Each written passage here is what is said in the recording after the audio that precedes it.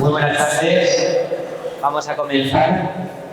Esta mañana presentábamos justo la programación de Cartagena Piensa y esta tarde ya inauguramos uno de los actos de esta programación de este trimestre.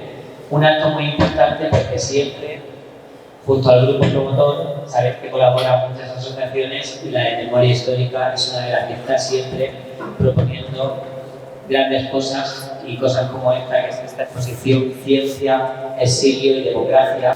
Es muy importante recordar lo que pasó, recordar nuestro pasado para no olvidarlo, para no cometer de nuevo esos errores. Entonces, sin más, agradecer como siempre el trabajo que hace la Memoria Histórica, a Bernardo, a Diego Victoria, en este caso, que ha hecho posible que tengamos esta exposición aquí, y les paso a ellos la palabra, que son los que nos hablarán de esta magnífica exposición. Muchas gracias.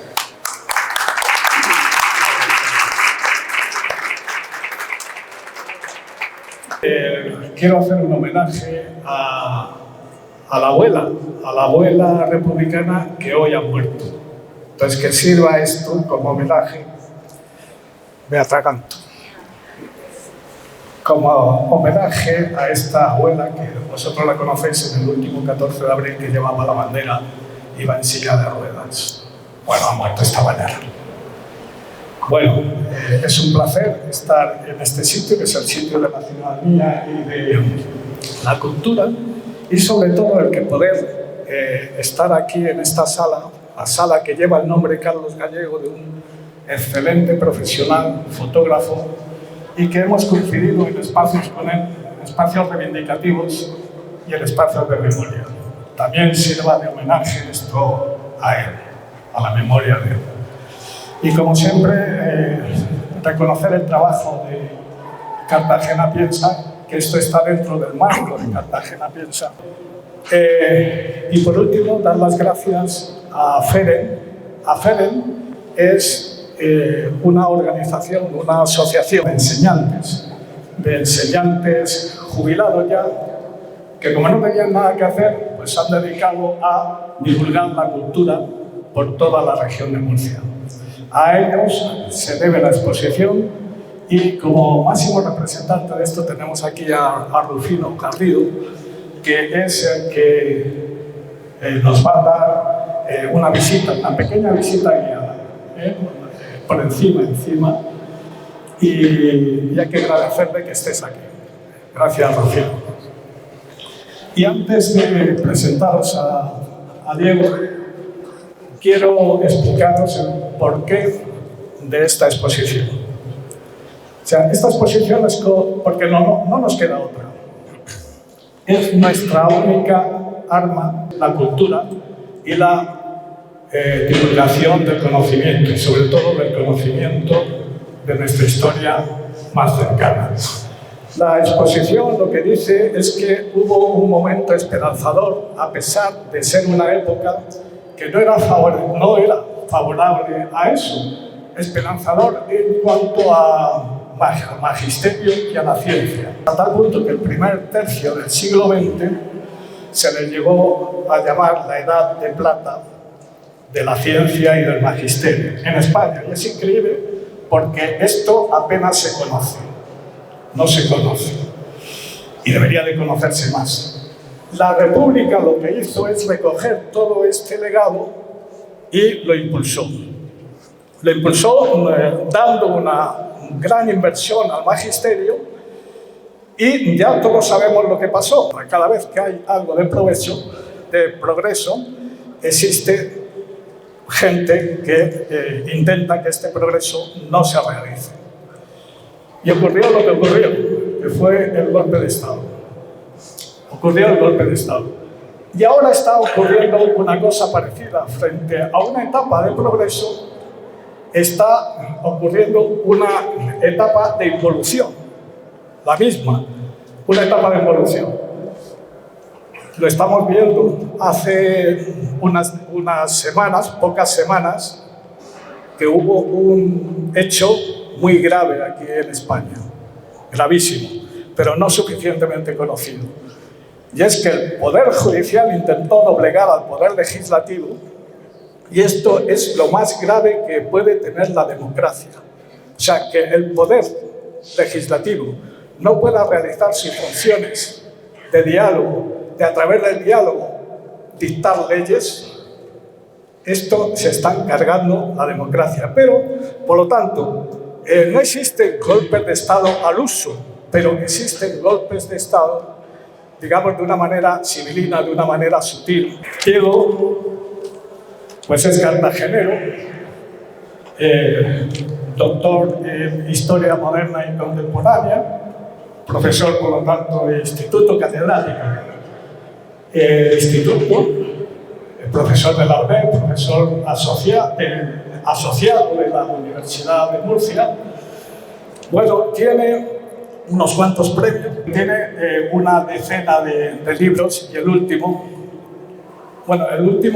está por salir. El último era Dolor y Vergüenzas, el recuerdo de Anual 1921. El fracaso político-militar en el protectorado español de Marruecos. Es que no había un título más largo.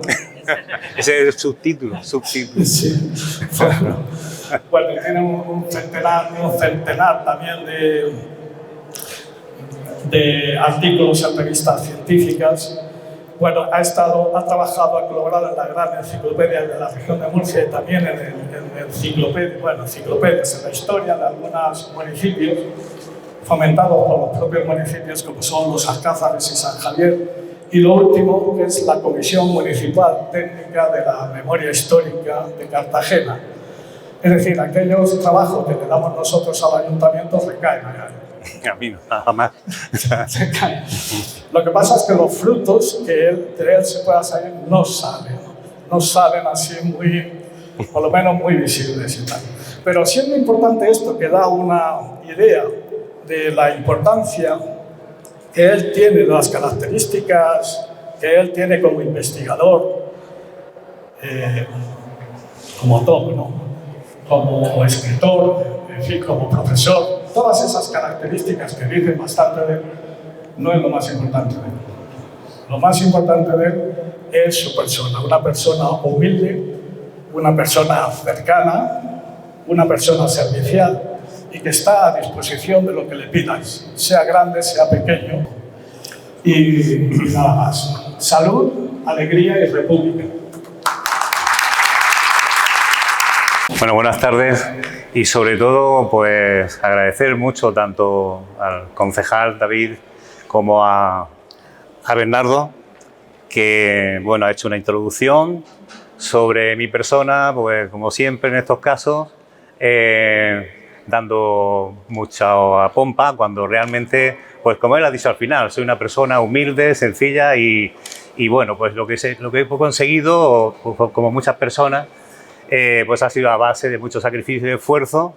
Y lógicamente cuando me propuso dar esta charla inaugural, pues lógicamente no tuve ningún inconveniente en estar aquí tratándose de un asunto tan importante como es la ciencia, el desarrollo de la ciencia en la edad contemporánea en España y sobre todo las penalidades que pasó en un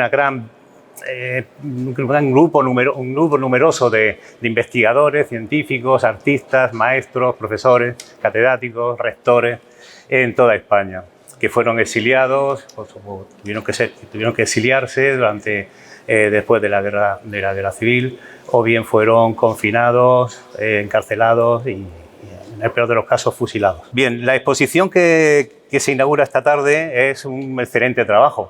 Nada más hay que ir viendo cada uno de los paneles para darnos cuenta de que estamos ante un excelente trabajo, meritorio y cargado de esfuerzo, y es lógicamente momento de reconocer a todos los que han trabajado en recuperar una valiosa documentación, en incorporar una serie de textos en los respectivos paneles, redactarlos, ilustrar con imágenes los mismos.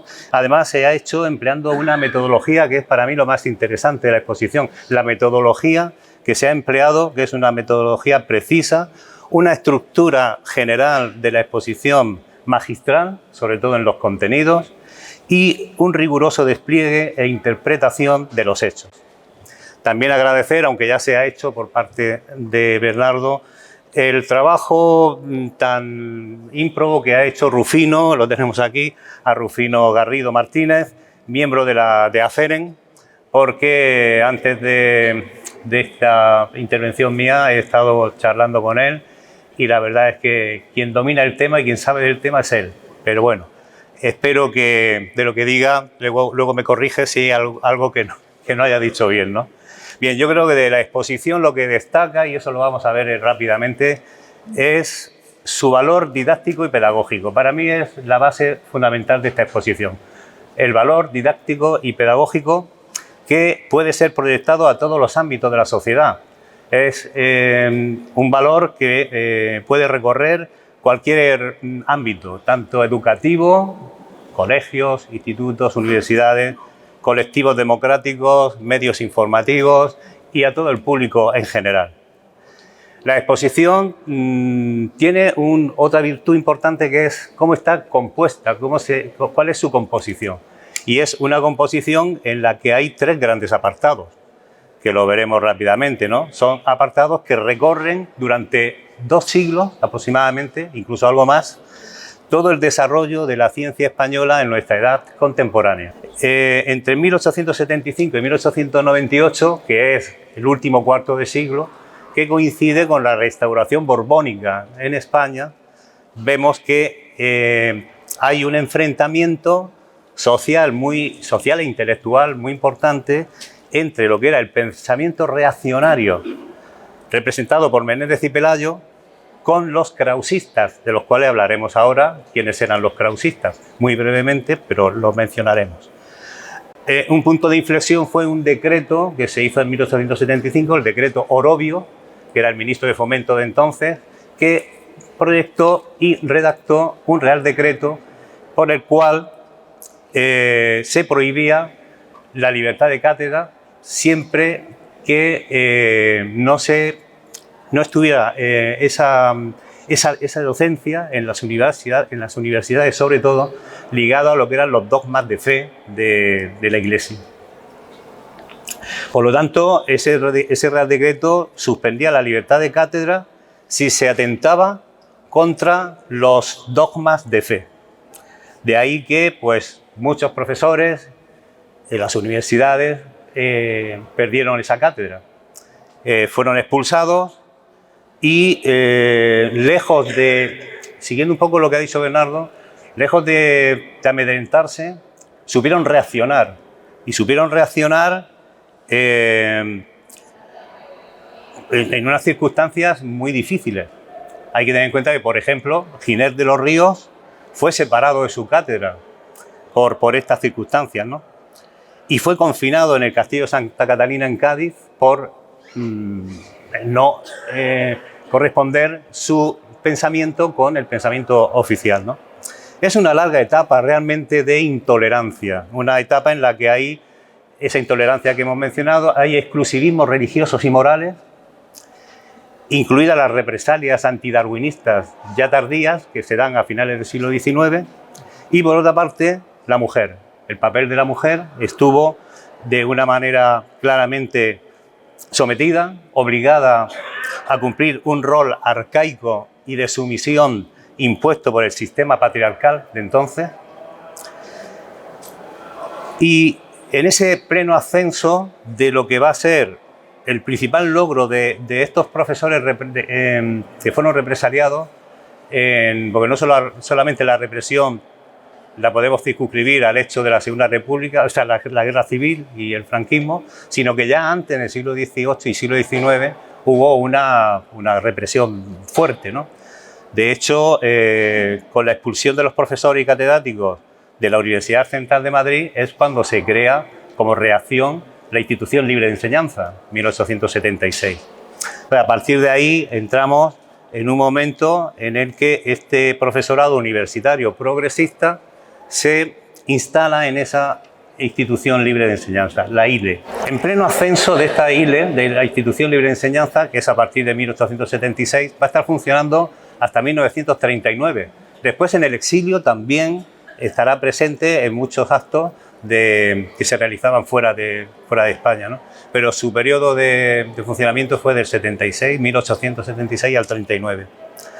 Bien, en pleno ascenso de la institución libre de enseñanza, la exposición ya se adentra en su primera parte. La primera parte de la exposición es la que antes se ha mencionado, la dedicada a la llamada Edad de Plata de la ciencia. Esa Edad de Plata va a recorrer durante 3 décadas aproximadamente, de 1900 hasta 1939. Está bien definido así, como Edad de Plata, porque realmente lo fue. Fue la etapa real de una gran expresión intelectual e investigadora en todos los ámbitos de la ciencia, tanto la medicina como la física, la química, etc. Bien, desde aquí, desde la institución libre de enseñanza, los krausistas, a los que antes me refería, apostaron por un cambio social. Y ese cambio social se vertebró en 4 ejes. El primero, secularización de la sociedad, desarrollo del derecho garantista, la pedagogía como eje de la educación, la superación del atraso cultural, abriendo la frontera a las corrientes culturales europeas, y de esta manera, con una voluntad de renovación educativa, la institución libre de enseñanza va a cumplir un papel fundamental en España en esas primeras 3 décadas del siglo XX. Esta institución libre de enseñanza se separa de lo oficial, se separa del estamento oficial, de todas las instituciones oficiales, y se erige como un nuevo establecimiento educativo privado y laico, sobre todo laico, al margen del Estado, por supuesto, y en contra del monopolio que ejercía en ese momento la Iglesia, las instituciones eclesiásticas. Se empezó con la enseñanza universitaria, pero la ILE abarcó también la educación primaria y la educación secundaria. La institución, además, contó con el apoyo de las mentes más claras de España en esos momentos. En concreto, pues Marañón, Ortega y Gasset, Sorolla, Antonio Machado, Ramón y Cajal, entre otros muchos, estuvieron colaborando con esa institución libre de enseñanza. Se puede decir que con la ILE estamos ante lo que se ha denominado una renovación cultural y pedagógica sin precedentes. España no había tenido ningún tipo de institución como esta y por ello se representó esa renovación cultural que acabo de decir, ¿no? Su objetivo consistió en lo que para el mundo de la docencia es muy conocido, ¿no? La formación integral de la persona. La formación integral abarcaba no solo el cuidado del cuerpo, sino que iba en paralelo con el espíritu y la defensa total de la libertad de enseñanza. El punto de inflexión fue el premio Nobel, la concesión del premio Nobel en 1906 a Santiago Ramón y Cajal. De ahí que tras ese reconocimiento surja una escuela, la Escuela Cajal o cajaliana, en la cual pues, se van a ir formando prácticamente todos los grandes investigadores y científicos de la España del primer tercio del siglo XX. Además, la mayoría pues, fueron becados y producto de esas becas pues, pudieron hacer sus investigaciones científicas. Fue una etapa de eclosión. A partir de ese momento España ejerce no solo el papel de ser de llevar el timón realmente en Europa de la ciencia, sino que supo atraer a muchos científicos que querían formarse dentro de otras naciones europeas, querían formarse en España. Supuso becas en el extranjero, centros de investigación propios, y de ahí surgieron becarios de la talla ya muchos quería nombrar conocidos, ¿no? El caso de Ortega y Gasset, de Fernando de los Ríos, de Besteiro, de Dámaso Alonso, Blas Cabrera, Rafael Alberti, Azaña, Elías Tormo, Ramón Carande, etc. Además, el mayor reconocimiento que pudo haber tenido la Escuela Cajal fue reconocer la UNESCO, como reconocer el archivo de Cajal como Patrimonio de la Humanidad. Hay una cuestión que se verá en la exposición y es que muchos científicos y investigadores tenían su origen en Murcia, eran murcianos o de la región de Murcia, ¿no? En este caso, en la Edad de Plata de la ciencia destacaron, como muchos conocerán ya, pues a Luis Calandre, a Luis Valenciano Gallá, o algunas personas vinculadas a Murcia, como Ramón Alberca Lorente.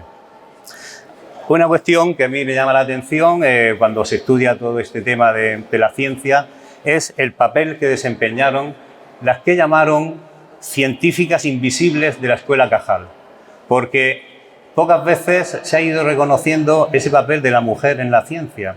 Sin embargo, con la institución, con la Escuela Cajal, sí que destacaron y de hecho hay pruebas más que evidentes y además hay imágenes, no sé si aquí aparece en la exposición, pero yo sí que investigando un poco he encontrado unas imágenes de aquellos momentos muy interesantes, ¿no?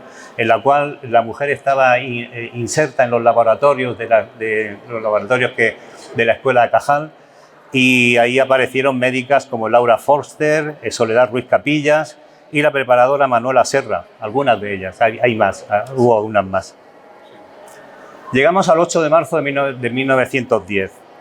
Se admite a las mujeres en la Universidad Española y se autoriza la matrícula en igualdad de condiciones que los hombres. Esto es un hecho fundamental en esos momentos. Uno de los más importantes organismos que se crearon al amparo de la Institución Libre de Enseñanza fue la Residencia de Estudiantes, algo también pues, muy conocido, ¿no? La Residencia de Estudiantes se convirtió en un auténtico vivero cultural por el que pasaron personalidades tan conocidas como Buñuel, Lorca o Salvador Dalí, y donde se escucharon o se llegaron a escuchar las enseñanzas en la Residencia de Estudiantes de Einstein, de Marie Curie o de Stravinsky. Con la Segunda República ya se crearon una serie de instituciones muy interesantes, como fueron las colonias escolares de vacaciones, las misiones pedagógicas que llevaron la cultura a los pueblos de la España profunda y la Universidad Internacional de Verano de Santander. Aquella Segunda República fue también conocida como la República de los Profesores, porque una gran mayoría de escaños fueron ocupados por republicanos y izquierdistas. Juan Negrín, Gregorio Marañón, Sánchez Covisa, Roberto Novoa Santos, José Rollo Gómez, José Giral o Gustavo Pitaluga.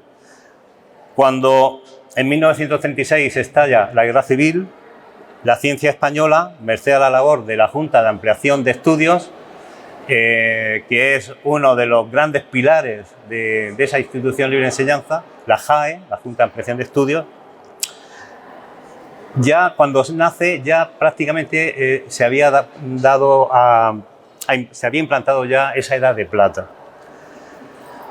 Esa es como acaba la primera parte de la exposición. La segunda parte, son tres partes, la segunda va dedicada al periodo de 1939 a 1978.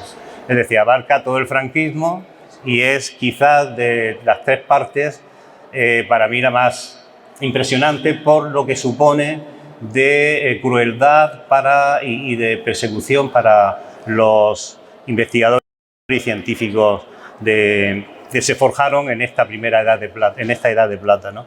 La represión abarcó todas las parcelas, ejecuciones,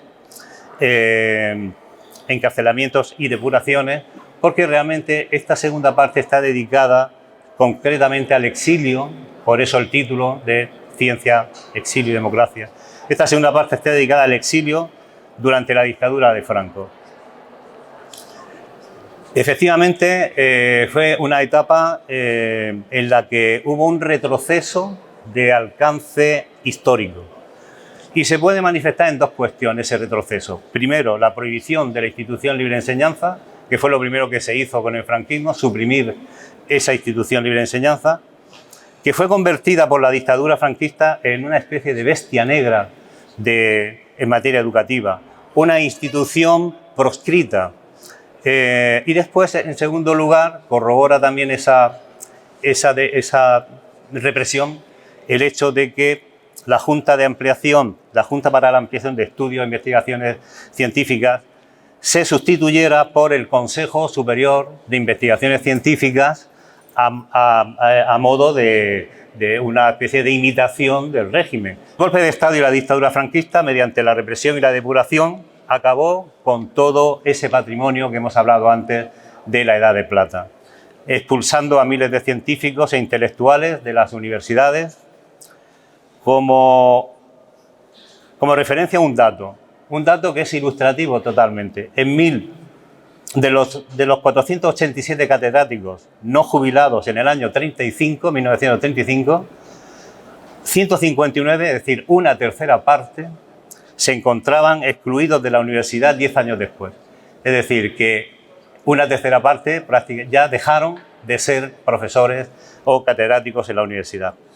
La dictadura de Franco cesó a casi 60.000 maestros.